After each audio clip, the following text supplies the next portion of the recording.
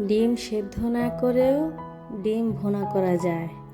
এভাবে কারা ডিম ভুনা পছন্দ করেন কমেন্টস করে জানাবেন।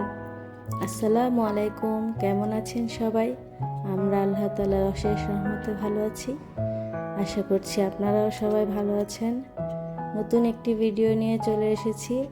আপনাদের সবাইকে স্বাগতম জানাচ্ছি আমি মৌসুমি। এই তো ডিম ভুনা এভাবেও করা যায়, সেদ্ধ করেও করা যায়, অনেকভাবেই ডিম ভুনা করা যায়।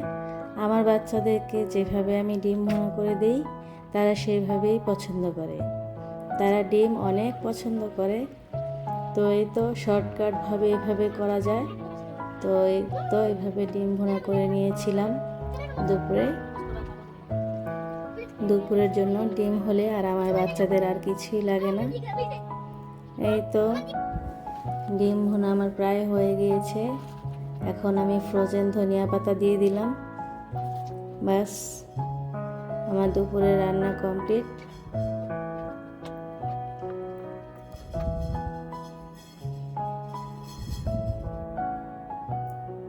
হঠাৎ করে মেয়ে আবদার করছে, আম্মু অনেক দিন ধরে তেহারি খাওয়া হয় না। তো এই তো মেয়ে আবদার করলে এটা কি ফেলে দেওয়া যায়? তো মেয়ের জন্য গরুর মাংস ভিজিয়ে নিলাম।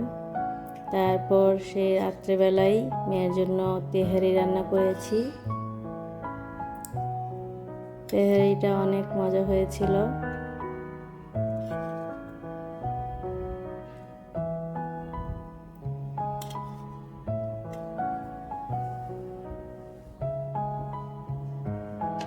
এই তো কষ্ট করে এই পর্যন্ত যারা আমার ভিডিওটি দেখেছেন তাদেরকে অনেক ধন্যবাদ।